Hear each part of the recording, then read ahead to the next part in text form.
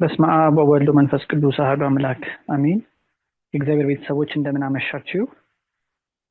እስከዚህ ሰዓት ጠብቆ ያደረሰን የአምላካችን የእግዚአብሔር ስም የተመሰገነ ይሁን። ይሰማል አይደለም? በባለፈው ሳምንት ስለ ቴክኖሎጂና ሃይማኖት ውይይት ጀምረን ነበረ። በዚህ ሳምንትም የምንቀጥለው ሁለተኛ ክፍል እሱ ነው። በባለፈው ሳምንት በሃይማኖት መነጽር ልናየው የፈለግነው በሃይማኖት ማንጸሪያነት ልናነጽረው ልንለካው የፈለግነው ቴክኖሎጂ ማንኝ ይላል የሚለውን በራሱ አቋም ነበር ለመመልከት የሞከርነው። ለመከለስ ያህል አልነበራችሁም ሰዎች። ለመከለስ ያህል ቴክኖሎጂ ከእውቀት ዘርፎች መካከል እንደ አንዱ እንደሚታይና ዓለምን የምንረዳበት ሳይንቲፊክ ኖሌጅ እንዳለው፣ ማህበረሰብን የምንረዳበት ሂውማኒቲስ ኖሌጅ እንዳለው፣ ተግባቦትን ሌሎች ጉዳዮችን የምንረዳበት ዲስክሪፕቲቭ ኖሌጅ እንዳለው፣ መሳሪያ መጠቀምን ቱሉን መጠቀምን ደግሞ ቴክኖሎጂካል ኖሌጅ እንደሚባልና በዛ ውስጥ ግን ብዙ አይነት ሙያ እንደወጣ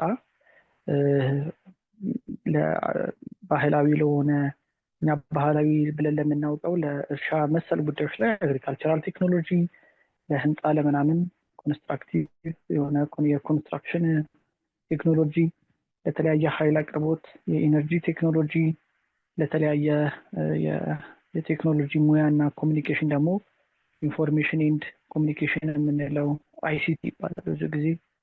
በሕክምናው ዓለም ሜዲካል፣ በምርት ጉዳዮች ላይ ማኒፋክቸሪንግ፣ በተለያየ የማንቀሳቀሻ ምናምን ደግሞ ትራንስፖርቴሽን።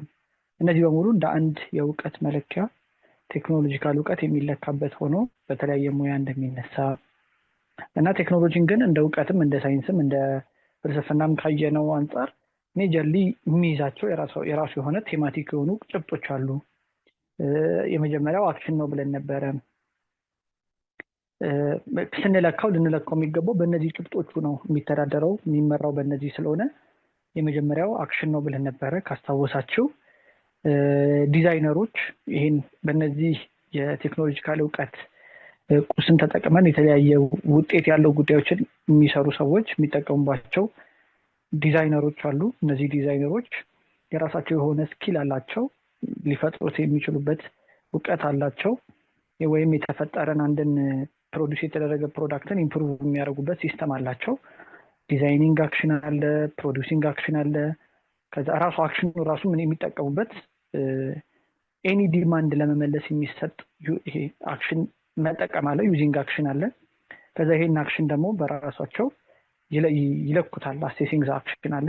አንዳንዴ አሴስ የማያደርግ ከሆነ የማይለካ ከሆነ የአክሽን ትልቅ አደጋ ይፈጠራል። ልክ እንደነ ቸርኖብል አይነት አደጋ ይፈጠራል። ቸርኖብል በ1986 ካልተሳሳትኩ በዩክሬን ቸርኖብል ከተማ ላይ የተፈጠረው የኒውክሌር ማብላያ መፈንዳት ነው። እንደዚህ አይነት የአክሽን አሰስመንቶች ከሌሉ ጥቂት ግለሰቦች የሚሰሩት ስህተት በጣም ትልልቅ አደጋ እንዲያመጣ ያደርጋል። ታስታውሳቸው የቦይንግ ኃላፊዎች የሰሩት ጥቃቅን ስህተት የኢትዮጵያውያንን ነፍስም ወስዷል አይደለም? የቦይንግ 787 አይሮፕላን መከስከስን የሚዘነጋ አይደለም። በቅርብ ጊዜ እኛ ሀገር ላይ ከተፈጠሩ ነገሮች እነዚህ ነገሮች በሙሉ ቴክኖሎጂና አክሽን መሳ ለመሳ ይዘው ስለሚሄዱ ነው። በሃይማኖት መነጽርም ስንመለከተው አንዱ መለኪያችን ይሄ ስለሆነ ወደ አይምሯችን ልናቀርበው ይገባል። ሁሉም ቴክኖሎጂ የራሱ የሆነ ላንጉዌጅ አለው፣ ቮካብለሪ ያለው። እነዚህ ቮካብለሪዎች ለምደናቸው ነው ያደግነው። አሁን እሱን ያላነሳሁት ሞር ለኛ ቅርብ ስለሆነ ነው። ሌላው ሲስተምን ነበር ያነሳኑት። እዚህ ካላችሁ ቴክኖሎጂን በተመለከተ እያንዳንዱ ቴክኖሎጂ የሚሰራበት የራሱ የሆነ ክፍል አለው፣ የራሱ የሚወስድበት ፓርት አለው። በጋራም ይሁን ለብቻ በሲስተም ውስጥ ነው የሚሰራው ማንኛውም ቴክኖሎጂ ብለን ነበረ። እኔና እናንተ ዛሬ የምንነጋገረው በዚህ ስልክ፣ በዚህ ኔትወርክ፣ በዚህ መተግበሪያ የምንጠቀመው የራሱ የሆነ ሂውማን ሜድ ሲስተም ስላለው ነው፣ ሰው ሰራሽ ሲስተም ስላለ ነው። ስለዚህ አግሪካልቸራል የሚሆን ኮሚኒኬሽን የሚሆን የትኛውም ሲስተም የትኛውም ቴክኖሎጂ ሞር ኢፌክቲቭ ሆኖ እንዲሰራ የሚያደርገው ሲስተም ውስጥ ፓርት ኦፍ ሲስተም ሆኖ ስለሚሰራ ነው። እና የአንደኛው አውትፑት የአንደኛው ኢንፑት ሆኖ ነው ሲስተሞች የሚመጋገቡት። እና በባለፈው ሳምንት እንደውም አንዱ የተነሳው ጥሩ ጥያቄ ነበር። አንድ ወንድማችን ያነሳው አንዳንድ ቦታ ጥሩ ሆኖ የምናገኛቸው አውትፑቶች ኢንፑታቸው እጅግ በጣም የከፋ ሆኖ እናገኘዋለን ብሎ ነበር። በጣም ትክክለኛ ነገር ነው። ዛሬም በሃይማኖት መነጽር ስንመለከተው ማንኛውም የቴክኖሎጂን ውጤት የምንረካበት ትልቁ ነገር ይሄ ሲስተሙ ነው። በሲስተም ውስጥ ቴክኖሎጂ ከሰዎች ጋር ይገናኛል። የሚሰሩትም ሰዎች ናቸው። ፕሮዲውስ የሚደረገውም ለሰዎች ነው። ስለዚህ በሲስተም ውስጥ ሰዎች አሉ። በሲስተም ውስጥ ናቹራል ሪሶርስ አለ። እግዚአብሔር የፈጠረው ፍጥረት አለ።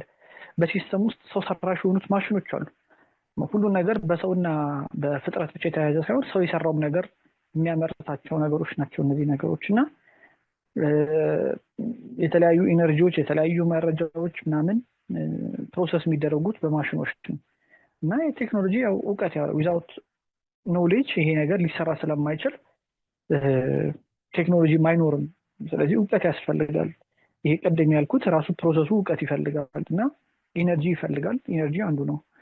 ሁሉም ቴክኖሎጂካል እውቀቶች ኢነርጂን የሚጠቀሙ ናቸው ብለናል። ካስታወሳችሁ የኃይል አቅርቦት መሰረታዊ ነገር ነው።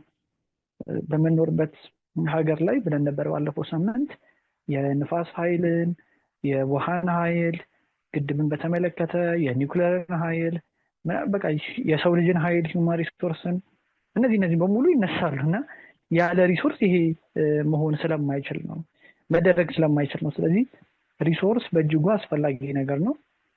ኢነርጂ የሚጠቀመው እነዚህ ሪሶርሶች ለፈለግነው እንድንጠቀመው ነው። ይሄን የምናደርግባቸው ደግሞ ቱሎች አሉ።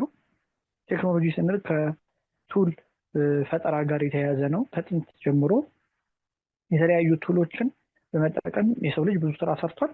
አሁንም የተለያዩ ቱሎችን እንጠቀማለን። ከመፍቻ ጀምሮ ቀላል ከምንላቸው ሜካኒካል ስራ የምንሰራባቸው ቤታችን የማይጠፉ ይሄ ኃይል አለው የለውም የሚለውን ቴስት ማድረጊያ ቴስት ላይ መፍቻ ጀምሮ እስከ ትላልቅ ቅድም እስካልኩት ከነ ኃይል ማብላያ ግድብ ድረስ ቢሊየንስ ዶላር ከሚያወጣ ድረስ ቱሎችን በተለያየ አኳኋን እንጠቀማለን። ሌላው ያው ቴክኖሎጂ ከማቴሪያሎች ጋር የተያያዘ ነው። ለማንኛውም ቴክኖሎጂ ናቹራል ማቴሪያልስ ናቸው ምንጮች።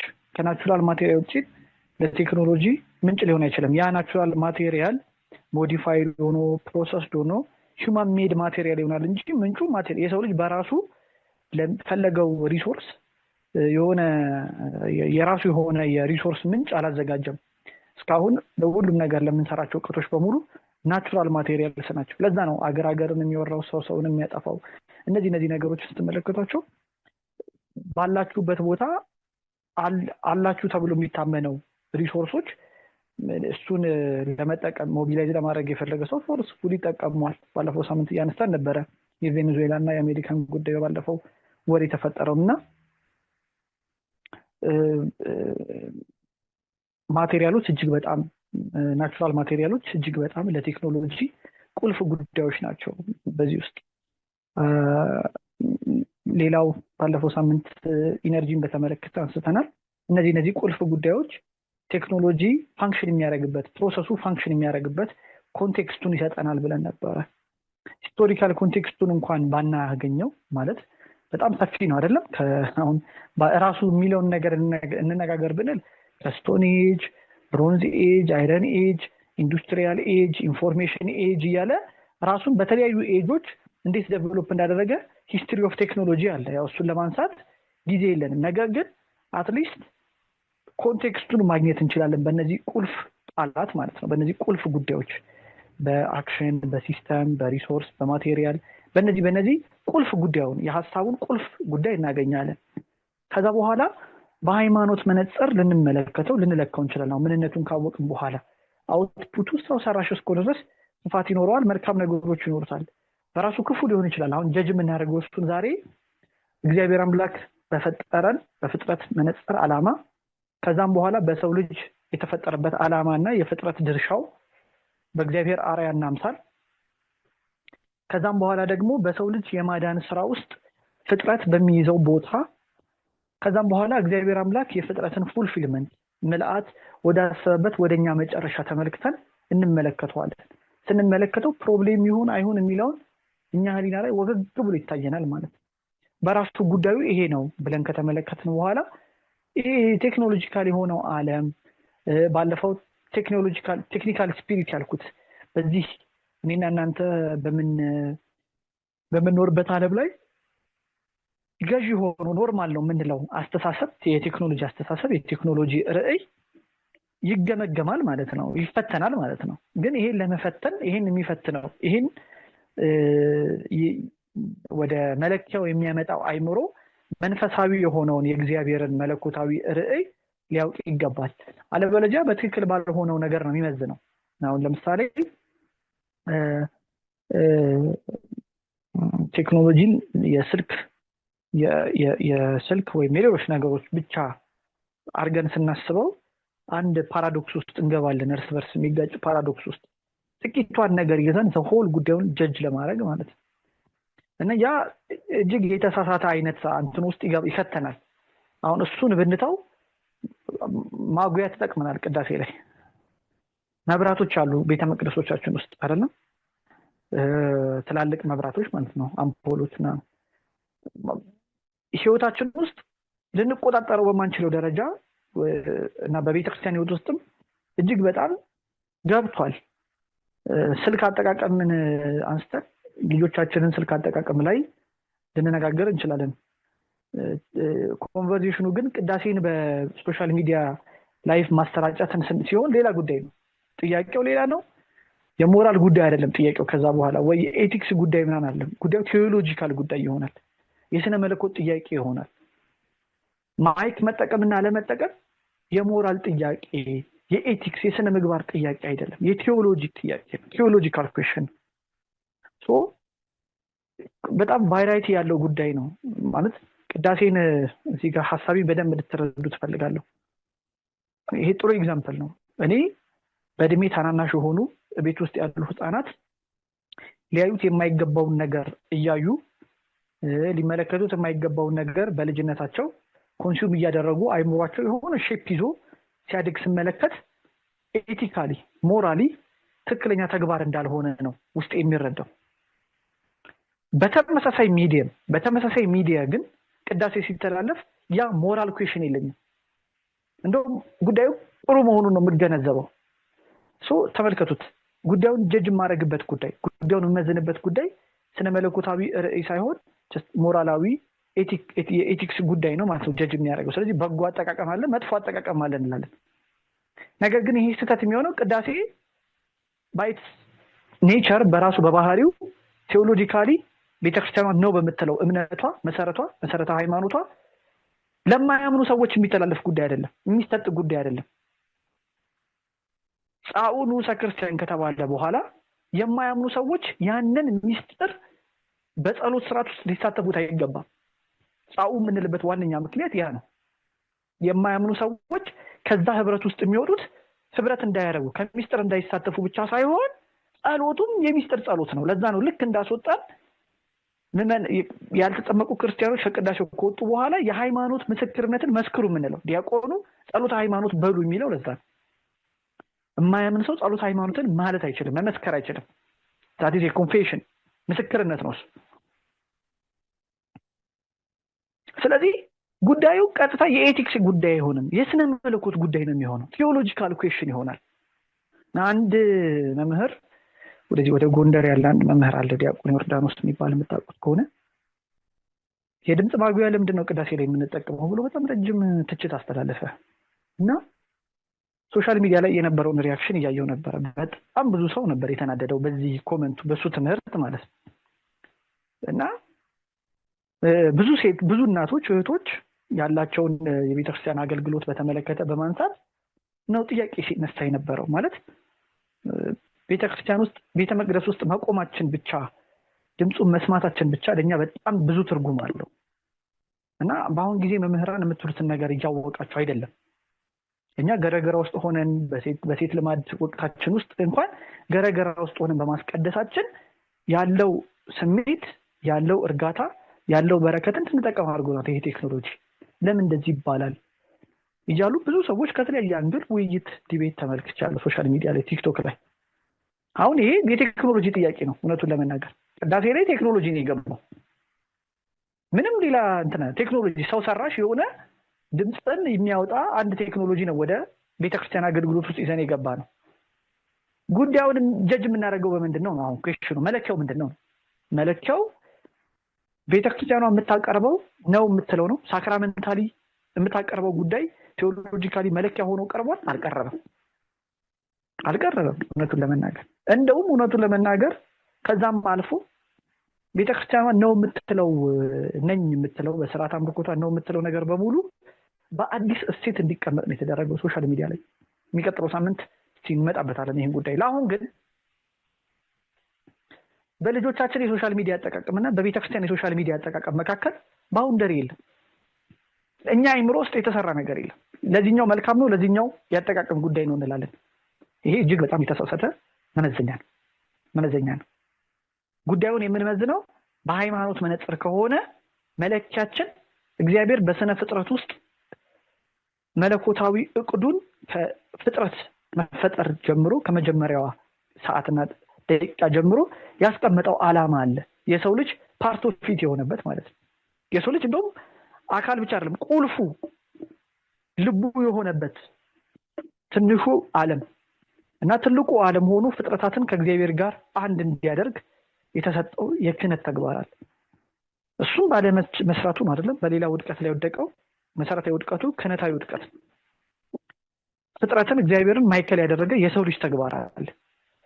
ቴክኖሎጂን እንደ እውቀት ብቻ ሳይሆን እንደ ሰው ልጅ መሰረታዊ አንድ አካል አድርገን ስንመለከተው ይሄን ከዚህ አንፃር ልንመለከተው እንችላለን። መለኪያው ይሄ ነው። መጽሐፍ ቅዱስን እስቲ እንደ መለኪያ አድርገን እንየው ካልን ደግሞ ሌላ መለኪያ ልናገኝ እንችላለን። ክርስቲያኖች መጽሐፍ ቅዱስ ከመጀመሪያው ገጽ ጀምሮ ቴክኖሎጂን የምንመለከትበት ማንጸሪያ ሊሰጠን ይችላል። በነገራችን ላይ ለምሳሌ የሰናዖር ሰዎችን መመልከት እንችላለን፣ ኖህን መመልከት እንችላለን። እንደዚህ ያለን በጣም የሰው ልጅን የሐሳብ የሥራ ውጤቶችን ከእግዚአብሔር ሐሳብና እቅድ ጋር መሳ ለመሳ ተቀምጠው በብሉይ ኪዳን ሲነጻጸሩ ተመልክተናል።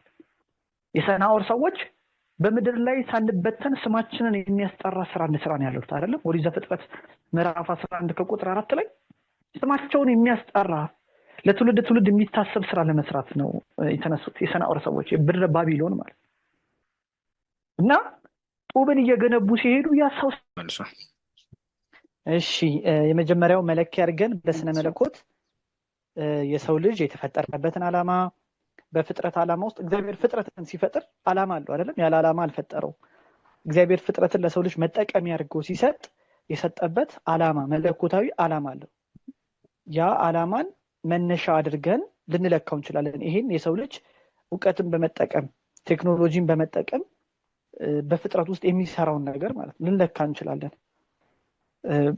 መጀመሪያ ላይ መለኪያዬ አንጻራዊ አይደለም እያልኳችሁ ነው። አሁን በልጆች አጠቃቀምና በቅዳሴ ላይ ያነሳሁት አንጻራዊ መለኪያ እንደሌለኝና አንድ መሰረት የሆነ ኦብጀክቲቭ የሆነ መለኪያ ሊኖረኝ እንደሚገባ በሃይማኖት ቴክኖሎጂን ሰው ሰራሽ ዕውቀትን በተመለከተ ማለት ነው። ከዛ በኋላ ነው ሌሎች ነገሮች ከዛ ውስጥ የሚወለዱት። ያ ካልተገዛ ያን ካልያስኩት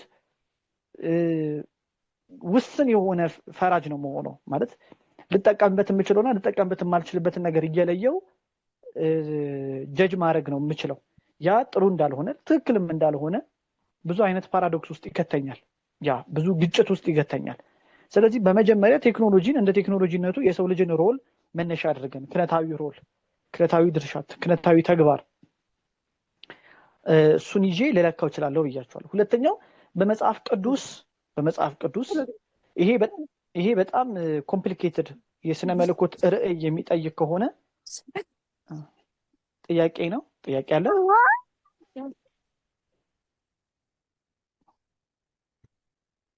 ይቀጥሉ መምህር። ሁለተኛው ለምሳሌ ይሄ ኮምፕሊኬትድ ይሆናል ለአንዳንድ ሰዎች እውነቱን ለመናገር እግዚአብሔር በመለኮታዊ ዕቅዱ በፍጥረት ውስጥ በሰው ልጅ እንዲሁም በክርስቶስ የማዳን ስራ የገለጠውን ይህን መለኮታዊ ዕቅድ መረዳት ለአንዳንዶቻችን በጣም ከባድ ስራ ነው። የስነ መለኮት ርዕይ፣ የስነ መለኮት ትምህርት፣ ንባብ፣ ዝግጅት የሚፈልግ ነው እና ብዙ አይነት መሰረታዊ የሆነ የትምህርት ዝግጅትም የሚፈልግ ነው። መንፈሳዊ ህይወት የሚፈልግ ነው። ጉዳዩ ቀጥታ ሜታፊዚካል ኩዌሽን ስለሚሆን እንደዚህ አይነት ጥያቄ ካረግ ነው እንደዛ አይነት የአይምሮ ዝግጅት የሌለን ደግሞ ጉዳዩን ለመርዳት በቀላሉ የመጽሐፍ ቅዱስ ምሳሌዎችና ታሪኮች አሉልን። ሁለተኛው መለኪያችን እሱ ካረግንም ልንጠቀምበት እንችላለን እያልኩ ነበር። በመጽሐፍ ቅዱስ ከመጀመሪያው ገጽ ጀምሮ የሰው ልጅ ዕውቀት የሚሰራው ነገር በተለይ በብሉይ ኪዳን የሰው ልጅ አንዱ ውድቀቱ በአዳምና በሔዋን የወደቀው ውድቀት ከዛ በኋላ ኮንሲኩዌንቲቭ የሆኑ ተከታታይ ውድቀቶችን አመጣል አይደለም እና ተመሳሳይ አይነት ታሪኮች ሲደጋገሙ እንመለከታለን። ብሉይ ኪዳንን በአንድ ነገር እንመለከተው ብንል የሰው ልጅ የእግዚአብሔርን ፈቃድ አለማሳካት የሄደበት ርቀት ነው የምናነበው በብሉይ ኪዳን ብዙ ጊዜ እና በህዝበ እስራኤልም ከዛም በፊት በዘመነ አበው በዘመነ ነቢያትም ስንመለከት በቃ ይሄ ነው እየሆነ ያለው። ደጋግሞ ሲወድቁ ነው የምንመለከታቸው። በመውደቃቸው በአሚነ እግዚአብሔር ባለመገኘታቸው ተደጋጋሚ በባርነት ሲወድቁ በግዞት ሲወድቁ ዘላለም በቃ ይሄ ምሳሌ አድርገን የምንመለከተው የራሱ ዓላማ አለው ለአዲስ ኪዳን ያጥላ ነው። ግን በዚህ ኮንቴክስት ብናነበው የሚነግረን ብዙ ነገር አለ ስለ ቴክኖሎጂ፣ ስለ ሰው ሰራሽ እውቀት እና የሰናኦር ሰዎችን እያነሳው ነበረ ቅድም ከሰማችሁኝ። የሰናኦር ሰዎች ለዚህ አንድ ምሳሌ ሊሆኑ ይችላሉ። በምድር ላይ ሳንበተን ስማችንን የሚያስጠራ ስራ እንስራ ብለው ነው የተነሱት በኦሪት ዘፍጥረት ምዕራፍ 11 ከቁጥር 4 ላይ እና የሰው ልጅ በእውቀቱ ስሙን ለማስጠራት ነው ሲነሳ የምንመለከተው። የሰናኦር ሰዎች እንደዛ ነው፣ ምድረ ባቢሎን ማለት ነው። ስለዚህ ጡብን በጡብ ላይ እየገነቡ ህንፃ እየሰሩ ከተማ እየሰሩ ስማቸውን የሚያስጠራ ስራ ለመስራት ነው የተነሱት የሰናኦር ሰዎች።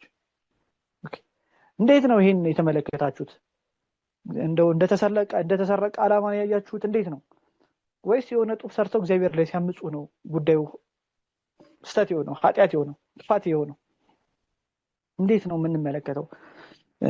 በኖህ ጊዜ የምንመለከተው ስራ አለ አይደለም? የኖህ መርከብ የእግዚአብሔር ሐሳብ የተፈጸመበት የሰው ተግባር ነው። ሰው ነው ሲሰራ የምንመለከተው አይደለም? እና እሱም ከዚሁ ጋር አብሮ ተያይዞ የሚነገር ነው።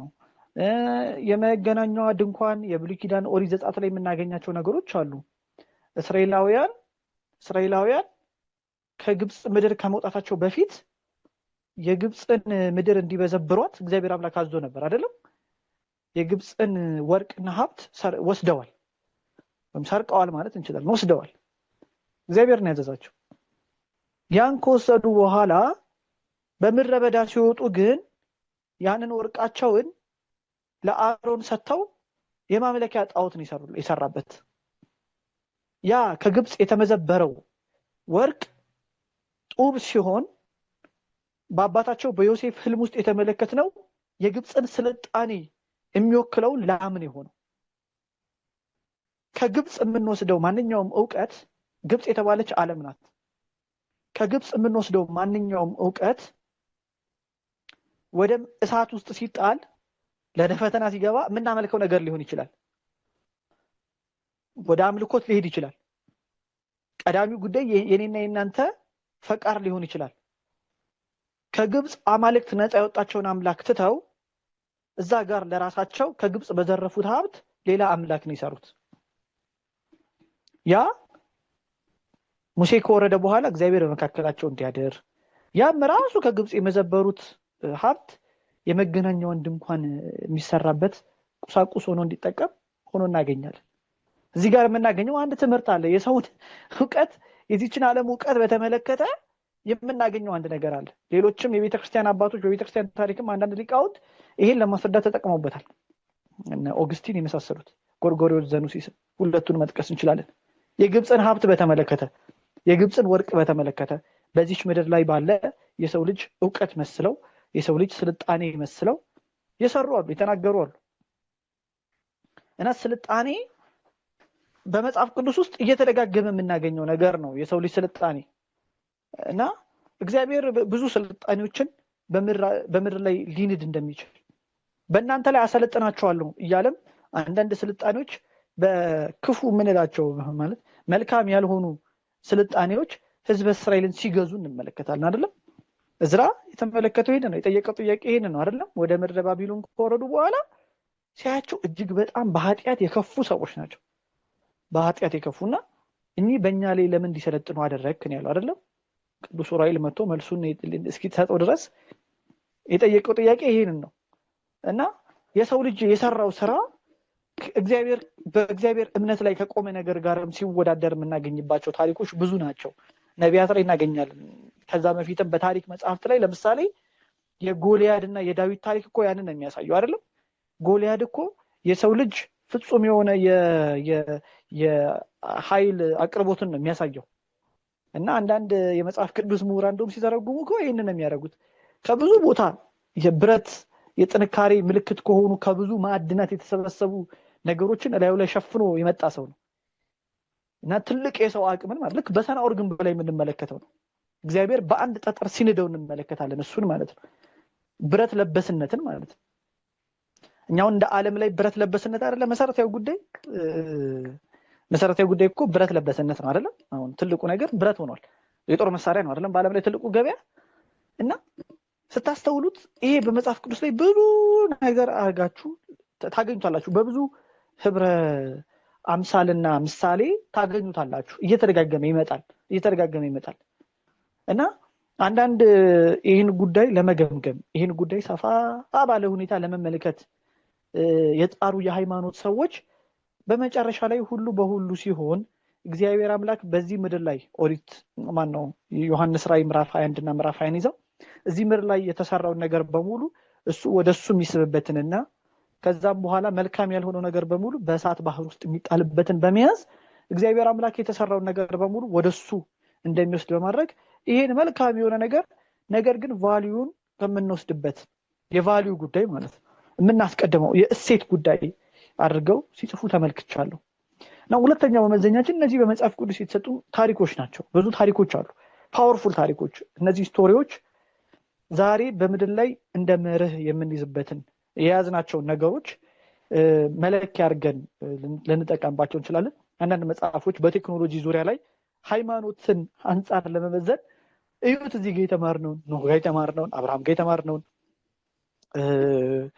ዳዊት ጋር የተማርነውን ነቢያት ጋር የተማርነውን ከዛ ዮሐንስ ራዕይ ላይ የተመለከተው ክርስቶስ ያደረገው ነገር እነዚህን እሴቶች አወጣው አሁን ያለውን የስልጣኔን በእሴት ደረጃ አርጊው ለማድረግ የሞከሩ አሉ።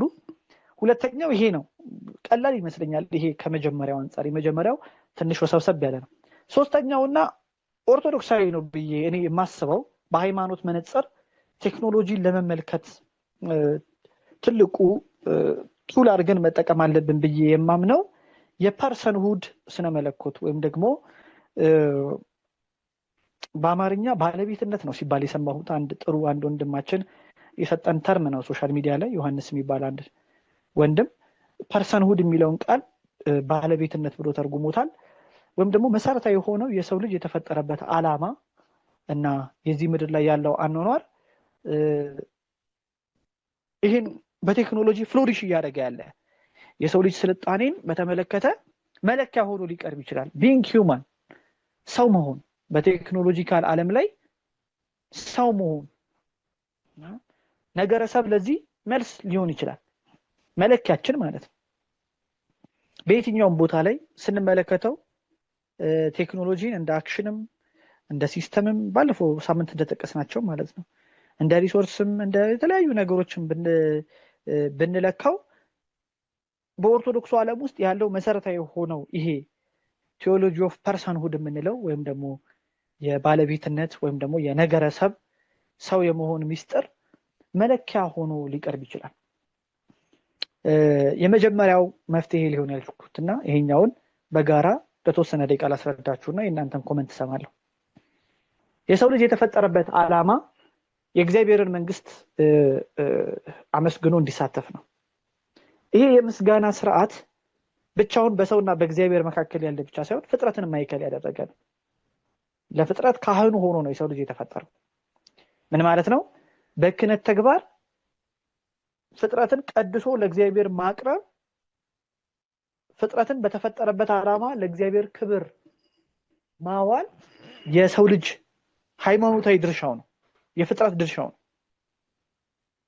እና ይሄ ድርሻ ሳይንቲፊክ የሆነ ቦታ ላይ ስንመለከተው ኤግዚስት አያደርግም። የሰው ልጅ ምንድነው የሚለውን ሰው ማን ነው የሚለውን ልንመዝነው የምንችለው በሃይማኖት መነጽር አይደለም፣ በሳይንሱ ዓለም ላይ በሳይንቲፊክ ኖሌጅ እና ሳይንስ ላይ ማለት እና ዲሴንትራላይዝ ተደርጓል። ከዚህ ይሄ ሐሳባችን ሰው ምንድነው መለኪያው የሆነው ሰው ከሆነ ሰው ምንድነው፣ ሰውን በዚህ ውስጥ እንዴት ነው የምንረዳው የሚለው ፕራይመሪሊ መንገዱ ከሳይንስ የተገኘ በመሆኑ ሳይንሳዊ ኖሌጅን መሰረት ያደረገ በመሆኑ ሃይማኖት እንዲሁም ፍልስፍና የሚሆን ከዚህ መሰረታቸውን ለቀዋል። አሁን ያለው ሳይንቲፊክ የሆነው ዓለም ፍልስፍናን እንደ ተጨማሪ ነገር ነው የሚመለከተው። ፍልስፍና በፍልስፍና ራሱን ለመመርመር ለማሰብ ፍቃደኛ አይደለም። እና እኔና እናንተ እንደ ክርስቲያን በእግዚአብሔር አርአያ አምላክ የተፈጠርንበትን መሰረታዊ መረዳታችንን የሰው ልጅ መሰረታዊ መረዳት ከዛ ነው የሚጀምረው፣ በእግዚአብሔር አርአያና አምሳል መፈጠሩ እና ቤዚክ የሆነው የፐርሰንሁድ ሐሳብ፣ ቤዚክ የሆነው የሰው ልጅ ማንነት ሐሳብ ከዛ የሚቀዳ በመሆኑ ወደ እንደዚህ አይነት ዲያሎግ ውስጥ መመለስ መቻል አለብን እንደ ክርስቲያን ማለት ነው።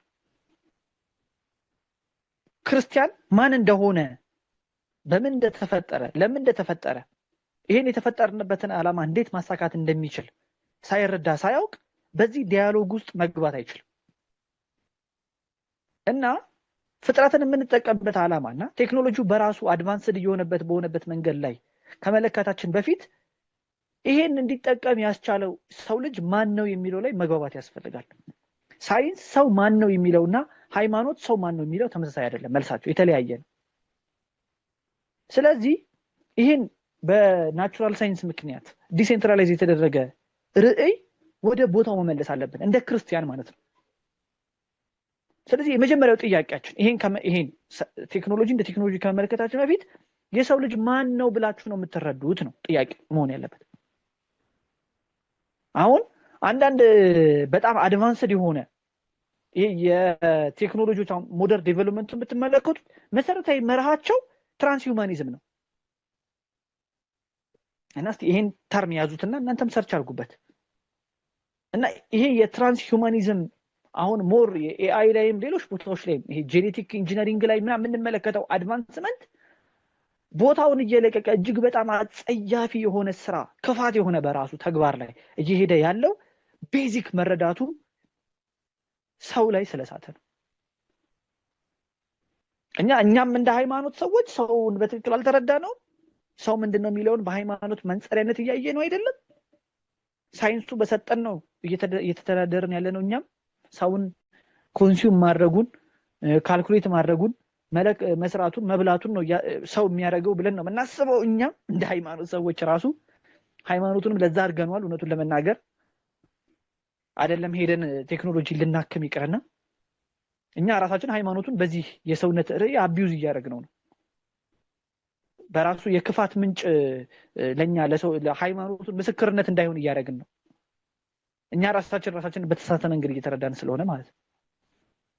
ስለዚህ ያ ካልታከመ በመጀመሪያ የቴክኖሎጂ አድቫንስመንት አሁን ሞር አድቫንስመንት ቴክኖሎጂ የሚጠቀስባቸው ቦታዎች አሉ አይደለም፣ እነ ኤአይ እነ ጄኔቲክ ኢንጂነሪንግ ምናምን እነዚህ መሰረታዊ ዋኖ 00 መነሻቸው ጋር ብትሄዱ ሰው ምንድነው የሚለው ላይ ያለ የተሳሳተ መረዳት ነው።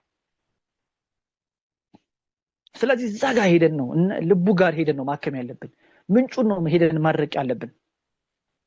እንደ መሰረታዊ ክርስቲያናዊ መርህ ከዛ ጋር ሄደን ነው መስራት መጀመሪያ ያለብን።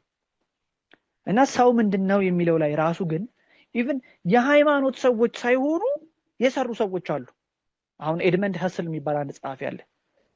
አሁን እሱ የሄርሜቲክስ ፍሬምወርክ ጸሐፊ ነው፣ ዓለም ላይ የታወቀ ሰው ነውና እሱ አሁን ቤዚካሊ በሳይንሳዊ አካሄዳችን ሰው ምንድነው የሚለው ላይ መነጋገር አለብን የሚል ቴሲስ ያለው ሰው ነው። የሃይማኖት ሰው አይደለም፣ ግን የሆነ ነገር ላክ ያደርጋል የሚል ፖይንት ያላቸው ሰዎች ናቸው። አሁን የሳይኮሎጂን ሌሎች ይሄ የስነ አእምሮና የስነ ጠባይ ቢሄቪየራል ስተዲስ በ1940 ጀምሮ 50 ጀምሮ በጣም ፍሎሪሽ እንዲያደርግ ያደረገው መሰረታዊ የሆነ ክፍተት ስላዩ አይደለ ሳይንስ ውስጥ።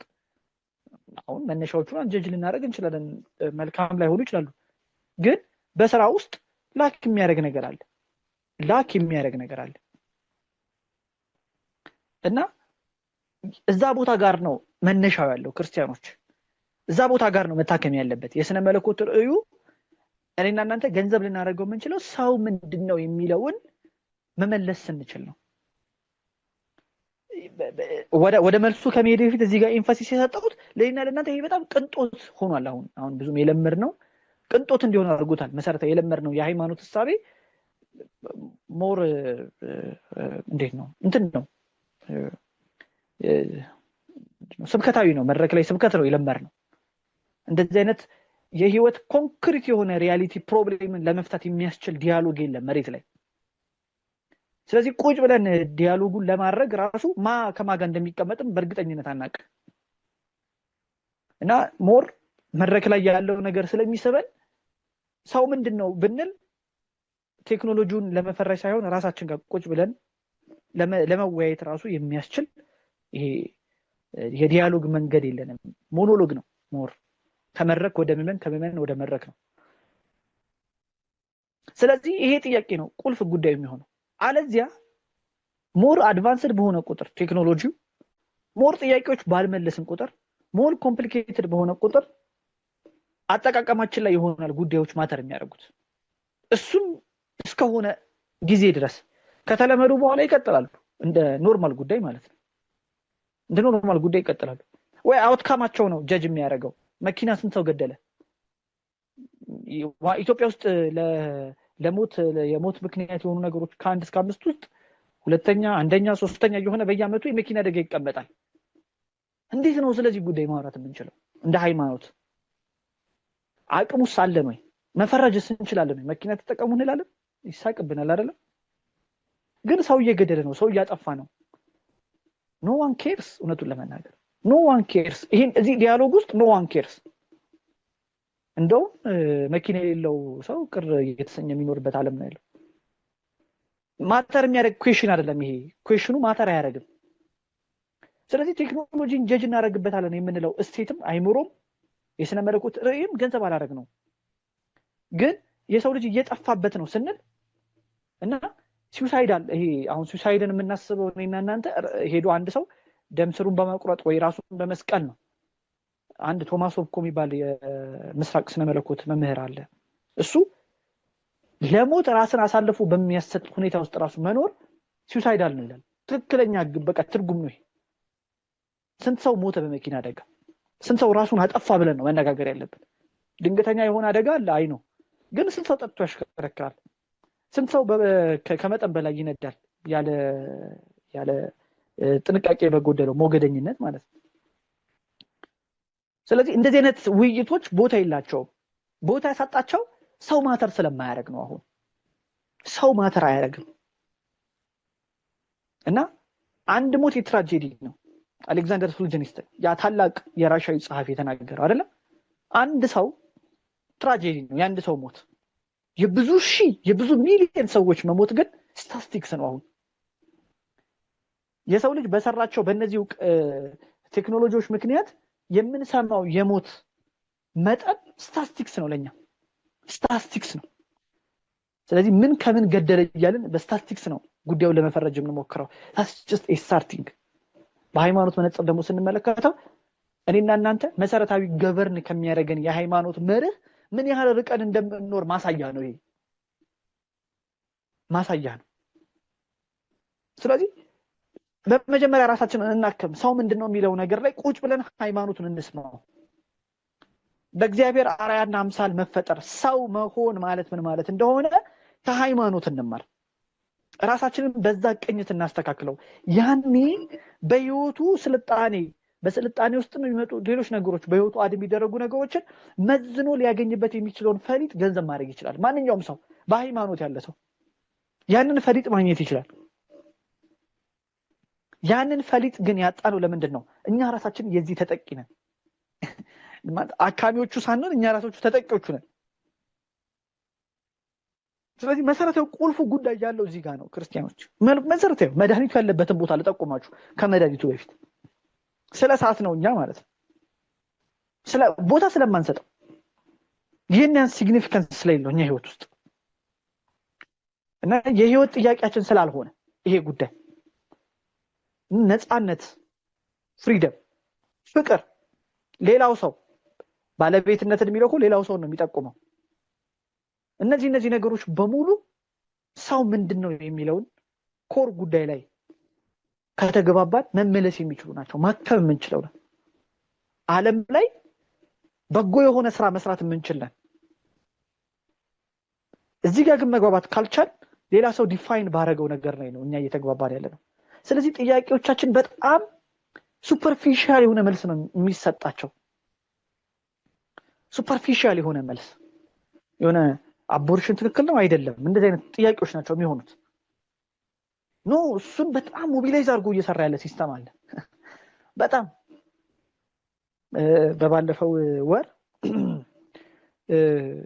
ለአገልግሎት ወደ ጅማ ዩኒቨርሲቲ ሄጄ ነበርና ከጥቅምት ወር እስከ ታህሳስ ወር ድረስ ባለው በ3 ወር ውስጥ አይ ቲንክ ከ5000 በላይ ውርጃ ነው የሆነው ጅማ ከተማ ዩኒቨርሲቲ 3ቱ ካምፓሶች ላይ እና የግቢ ጉባኤ ማደራጃ መምሪያ እንትን በቃ አደጋ ላይ ነን ብለው የጅማ አገልጋዮች የተለያዩ መምህራን ወደዛ እየሄዱ ትምህርት እየሰጡ ነበር በጾታዊ ጉዳዮች ላይ። የቱ ጋር ነው ይሄ ህክምና የሚሰጠው? የቱ ጋር ነው ንገረኝ። ማለት የት ጋር ይታከሙታላችሁ? ይሄ just is it a moral question? ይሄ የሥነ ምግባር ጥያቄ ነው? ይሄ እንደዛ ብለን ነው የምናልፈው? የኤቲክስ ጉዳይ ነው ይሄ? ነው አይደለም። የብዙ ሲስተሞች ውጤት ነው ይሄ። የብዙ ሰው ሰራሽ ሐሳቦች ውጤት ነው። መሰረታዊ ጉዳዩ ግን ልቡ ላይ ግን ያለው ጥያቄ ሰው ምንድነው የሚለውን ካለመረዳት ይመጣል። እና ሰው ሆኖ እንዳይቀጥል የሚያደርጉ ቴክኖሎጂዎችን ቶለሬት አድርገን ነው በኤቲክስ እየፈረጅ ነው ያለ ነው። በስነ ምግባር እየፈረጅ ነው ያለ ነው።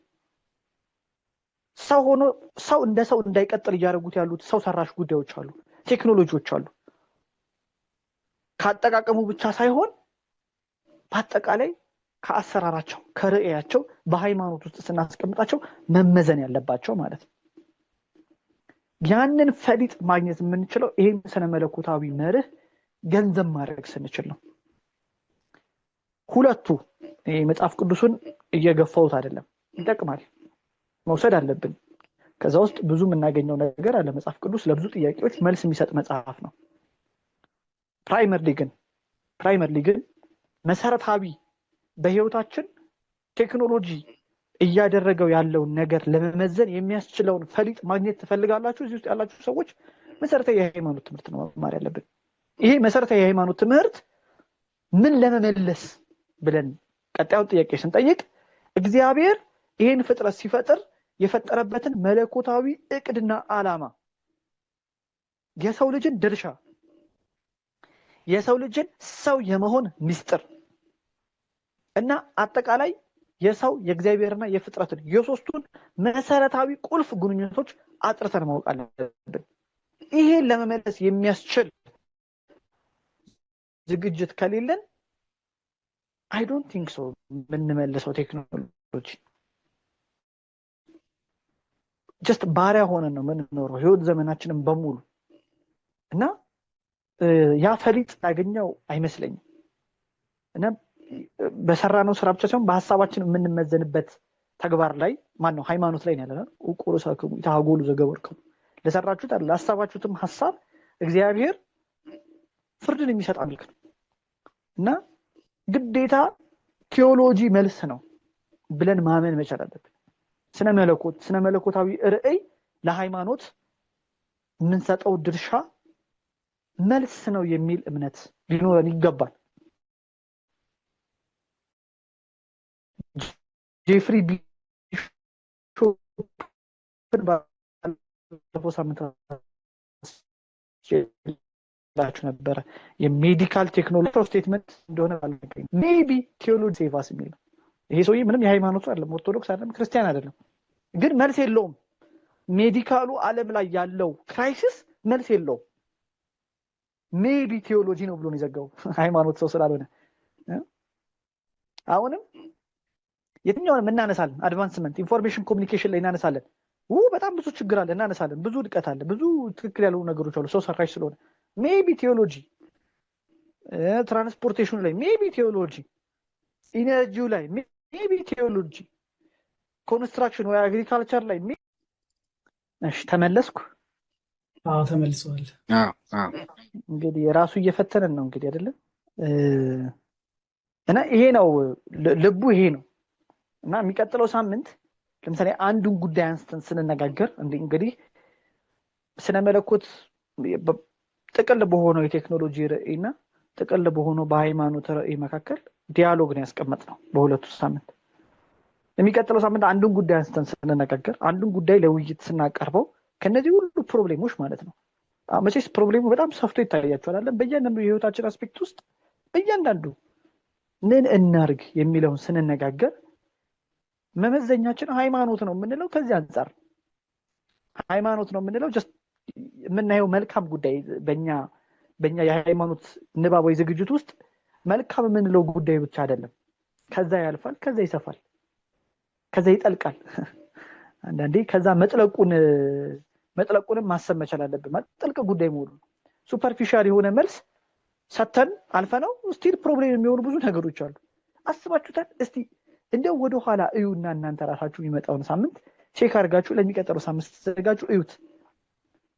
አብዛኛው ሰው ሰራሽ በተለይ ቴክኖሎጂካል የሆኑ ነገሮች እንወያይባቸዋለን እንጂ መፍትሄ አንሰጣቸው። ማለት ዛሬም ብናነሳው ፕሮብሌም ነው ያ ጉዳይ መልስ አልተሰጠበትም። ለስሙ ተነጋግረንበታል፣ መልስ ተሰጥቷል፣ ግን መልስ የለውም። ስቲል ፕሮብሌም ነው እና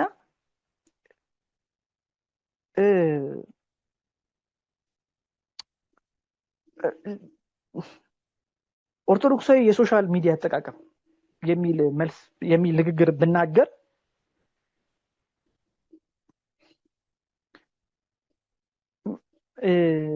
ሶሻል ሚዲያ በሃይማኖት ልፈርጅበት የምችለው ለምሳሌ ኦሪጂኑን ፓራዶክስ ኦፍ ኦሪጂንን በማንሳት ሊሆን ይችላል አይደል? behind everything ራሽናል የሆነ ነገር በሙሉ ከጀርባው አንድ ፎርጎተን ሂስትሪ አለ። ስለዚህ እሱን ጠቅሼ የመጀመሪያው ዓላማው ይሄ ነበረ ምናምን ከዚህ አንፃር ነው ይሄ ነገር የመጣው ብዬ ኤግዚስት ያደረገበትን ዲዛይኑን ምኑን አንስቼ እሱና ነው በቃ ወደ ቤታቸው ሲሄዱ ሶሻል ሚዲያ ይጠቀሙ የሚሄዱ ልጆች ነው ያሉት። ምንም አልዋሽም። እንደውም አንድ ጸሐፊ ሶሻል ሚዲያ ላይ ታዋቂ ኢንፍሉዌንሰር ነው ስለ ሶሻል ሚዲያ ክፉነት ሶሻል ሚዲያ በመጠቀም ነው መነጋገር። ይሁት ስለ ቴክኖሎጂ እኔ እናንተ ቴክኖሎጂ እየተጠቀምን ነው እየተነጋገርን ያለነው እና ብዙ ፓራዶክሶችን ማለፍ አለብን። ይሄ ለመረዳት ራሱ ብዙ የማይመስሉ ነገሮችን እና ይሄ ፈሊጥ ይሄ ዲሰርንመንት የሚገኘው ከዜሮ ተነስተን ነው። ከሃይማኖት ትምህርት ተነስተን ስንመዝነው ስናየው ወገግ ብሎ ማየት የምንችለው በሃይማኖት መነጽር ውስጥ በሃይማኖት ማንጸሪያነት ውስጥ በስነ መለኮት ራዕይ ውስጥ እጅግ የላቁ የተባሉ ሰዎች ስለ ቴክኖሎጂ እና የሰው ልጅ ፍሎሪሺንግ ላይፍ ብዙ ያሉናሉ በምስራቁም በምዕራቡም ዓለም ላይ ማለት ነው። አሁን በቅርቡ አንድ ያነበብኩት አንድ መጽሐፍ አለ outside of the city የሚል መጽሐፍ ክርስቶስን ከከተማ ውጪ ነው የሰቀሉትና ከከተማ ውጪ መስቀል ስር ቆሞ ወደ ከተማው ያየ ነው ገጹ ላይ ማለት ነው። እና ከከተማ ውጪ በጣም የሰለጠነውን ዓለም ስናየው ምንድነው ኦብዘርቭ የምናደርገው? በመስቀሉ ስር ቆመን መስቀሉን ይዘን ስንመለከተው ምንድነው የምንመለከተው? ዓለም ምንድናት? በዛ ማንጸሪያ ውስጥ ያ ቪዥን ነው እኔና እናንተን ስለ ቴክኖሎጂ ልንነጋገር ልንመዝን ነው የምንችለው እንድንችለው የሚያደርገን። ይሄን ቦታ ግን ካልያዘ ይሄን ቦታ ግን ከተው ነው አስቸጋሪ ነው የሚሆነው ቴክኖሎጂን በምንም ብሎ መፈረጅ እና ዝም ብለን ራሳችንን ለመሸወድ እንዳልኳችሁ ነው። ራሳችንን ለመሸወድን ብቻ ሳይሆን ለዛሬ ብቻ ለማሳረፍ ራሳችንን ስለ አንድ ጉዳይ አንስተን በቃ እንዴት መፍትሄ መስጠት እንዳለብን ልነጋገር እንችላለን። እና በጣም ይሄ ኮምፕሌክሲቲውን አውጥተን ሲምፕሊፊኬሽን መልሶ ነው ይቀመጣል። እውነተኛ መልሱ ትተነው ሲምፕሊፊኬሽኑ ብቻ መልስ ይሆናል። ሲምፕሊ ይሄን ነገር ማድረግ የሚለው ማለት በዛው ስፒሪት ነው በቴክኖሎጂካል ስፒሪት ውስጥ ሆነን ማለት ነው። እና ፐብሊኩ ተጠቃሚው ህዝቡ ይጠቀምበታል የተባለው ቴክኖሎጂ ራሱ የሚሰራበት እና ቴክኖሎጂው ኮንስቲቱት የሚያደርገው ነገር ሆኖ አሁን ዓለም ላይ እየኖርን ነው። እና ያን መካድ በማንችልበት ሁኔታ ውስጥ ግን ሲሪየስ የሆነ ዲያሎግ ያስፈልጋል። ሲሪየስ የሆነ ቲንኪንግ ያስፈልጋል። ግዴታ ሁሉም አሳቢ መሆን መቻል የለበትም። የሃይማኖት መምህራን እዚህ ውስጥ አላችሁ፣ እቺም ትኖራላችሁ። እና አንዳንዴ የምናስተምረውን ነገር እንኳን እኔ በውል የምናውቀው አይመስለኝም እውነቱን ለመናገር። እኔ ታናሽ ወንድም ነኝ፣ ግን ጉዳዩን ሲሪየስሊ ስታዩት ለአንዳንድ ጉዳዮች የምንሰጠው መፍትሄ መድረኮች ላይ ስንሰማ ያስተነግጣል። እና መልካም ነው የምንለው ነገር እና ወደ ቤተክርስቲያን ሲመጣ እጅግ በጣም መሰረታዊ የሆነውን የሃይማኖት መርህ እየጨፈለቀ መሆኑን ማስተዋል የማንችልበት ጊዜ ላይ ነን። እና ይሄ ጉዳይ ሌላ እኔ ምንም ምክንያት ያለው አይመስለኝም። መሰረታዊ ይሄን ጉዳይ እንዴት መጠቀም እንዳለብን የማናውቀው ጉዳዩን የሚሰሩት ሰዎች መሰረታቸው ሃይማኖት አይደለም ወይም አማኞች አይደሉም። አማኞች እንኳን ቢሆኑ መሰረታዊ ሆነው ይሄ መርህ አድርገው የሚሰሩ ሰዎች አይደሉም። ሳይንቲፊክ የሆነ ወርልድ ላይ ነው የሚሰራው። ሳይንቲፊክ ወርልድ ሰው ነው እና ዓለም ይሄ ነው ብሎ የሚሰራበት መርህ ኦርቶዶክሳዊ አይደለም። የዛ አውትፑት ዓለምን ገቨርን በሚያደርግበት ሁኔታ ውስጥ እኔና እናንተ ኤግዚስት እያደረግን ነው፣ እየተጠቀምንበት ነው። በዛ አውትካም በዛ ውጤት እየተገለገልን ነው። እኔና እናንተ አጠቃቀማችን እንዴት መልካም መሆን አለበት የሚለውን እንኳን ለመነጋገር በማያስችል ሁኔታ ስለ ጉዳዩ ስለ ሰው ልጅ ስለኛም በውል ንግግር የለንም። እና ምዕመኑ ላይ ሳይሆን ራሱ የተማሩ የሚባሉ የቤተክርስቲያናችን ትላልቅ ሰዎች ላይ ይሄ መሰረታዊ መርህ ጉዳይ ሆኖ አናገኘው የለም። እና ናቹራል ሳይንስ ውስጥ፣ ሶሻል ሳይንስ ውስጥ፣ ኢንቫይሮንመንታል ጉዳዮች ውስጥ፣ ሁማኒታሪ ፖለቲክስ ውስጥ፣ ኢኮኖሚ ውስጥ፣ ሌሎችም እነዚህ ሳይንቲፊክ የምንላቸው እውቀቶች ውስጥ በሙሉ መሰረታዊ የሆነው ይሄ መርህ ኤግዚስት አያደርግም። ኤግዚስት እንዲያደርግም አላስቻለንም። ስለዚህ እነ ፋንታውን ዋቄ እነ ጋሽ ፋንታውን ዋቄ መምህር ፋንታውን ዋቄ ስዝም ሰብአዊነት ላይ የሰሩት ስራ አይ ዶንት ኖ። ፋንታውን ዋቄ በጣም ትልቅ አባት ነው። 20 ዓመት ነው አይደለም ያወራው ይሄን ጉዳይ። አይ ዶንት ኖ መርሁን የተቀበልነው አንድም ሐሰት ነገር ተናግሮ አያውቅም። በዚህ ጉዳይ ላይ መጽሐፍም ጽፎበታል አይደለም። የትምህርት ስርዓቱ መርሁ ምናምን በሙሉ እንዴት ጫና ሆኖ እኛን ከሃይማኖት እንዳስወጣን ማለት ነው። አይ ዶንት ኖ ለጋሽ ፋንታውን ትክክለኛውን ቦታ የሰጠ ነው። እና አሁን ያለበት ሁኔታ አይደለም ለመጥቀስ እየፈለኩ ያሉት መጽሐፍ ጽፎ 20 ዓመት ስለ አንድ ጉዳይ ኤቭሪ ሚዲያ ላይ አውርቶ አይ ዶንት ኖ ምን ያህል እንደተረዳ ነው። እንደዚህ አይነት መሰረታዊ ጉዳዮችን ኩዌስችን እንድናደርግ እንድንጠይቅ ቴክኖሎጂን ሲሪየስሊ እንድንመለከተው የሚያደርገንን ቪዥን ራሱ አንፈልገውም። ቀላል መልስ ነው የምንፈልገው። እና የሚቀጥለው ሳምንት አንድ ነገር አንስተን ስንወያይ እነዚህን ሰፊ ጉዳዮች አብረን ማገናዘብ መቻል አለብን። በእኔ አይምሮ እናንተ አትተዳደሩ፣ እናንተ አትኖሩ።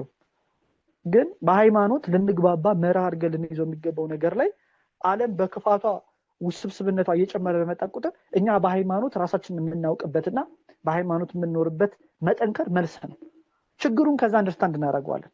መፍትሄውን ከሰጠነው በኋላ አንድ ኢፒሳንደርስ የሚባል ቴዎሎጂያን አለ። ጥሩ መልስ ነው። በሃይማኖት ችግሩን ተረድተን ከዛ መፍትሄ እንስጠው የሚባል ጉዳይ የለም።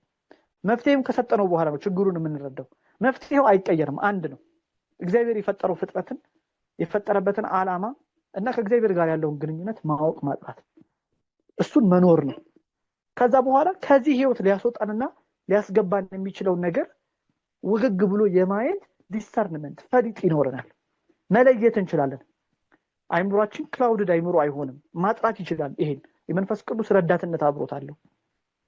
እና በክፉ መንገድ የተሰሩትን ነገሮች ራሱ በሃይማኖት መጠቀምና መቀየር መቀደስ እንድንችል የሚያስችለን ጸጋ አብሮ ይሰጠናል እዚህ ውስጥ። ያ ነው ቁልፉ ጉዳይ። የሮማን ኢምፓየር ክርስቲያን ኢምፓየር አይደለም። የጠረገው አስፋልት መንገድ ግን ይሄ መንገድ ግን መንገዱ ሰፊ ኮንስትራክሽን ሰርቶበት የሰራው መንገድ ግን የወንጌል መስፋፋት የበለጠ አቀላጥፎታል ለሐዋርያት። እና በራሳቸው ክፉ የሆኑ ነገሮች አሉ። ቴክኖሎጂ በኢትስ ኢንታይሪቲ በራሱ ክፉ ነው ማለት አንችልም። መደምደሚያ ይሄ ነው። ለበጎ ሁኔታ ማጥራትና መጠቀም የምንችለው ግን ማከም የምንችለው ግን ትክክል ያልሆነውን አሁን የምንጠቅሳቸውን መልካም ያልሆኑ ነገሮችን አውትካሙን ማከም የምንችለው ግን እኛ ሃይማኖትን መሰረታዊ የህይወታችን ማጠንጠኛ መርህ እናደርገው። ይሄም እግዚአብሔር የፈጠረውን ፍጥረት የፈጠረበትን ዓላማ መገንዘብ ስንችል ማወቅ ስንችል በሱ ውስጥ ራሳችን ህይወት ሲኖረን ነው። ያ እውነተኛው ሐኪም እንድንሆን ፍጥረት ውስጥ ያደርገናል።